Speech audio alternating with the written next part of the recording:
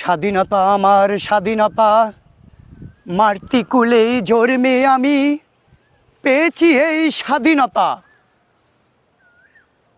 স্বাধীনতার আন্দোলনের সময় জন্ম হয় নাই এদেশের মাটিতে, বসে থাকতাম না দেশের শত্রু রাজাকার হয়ে।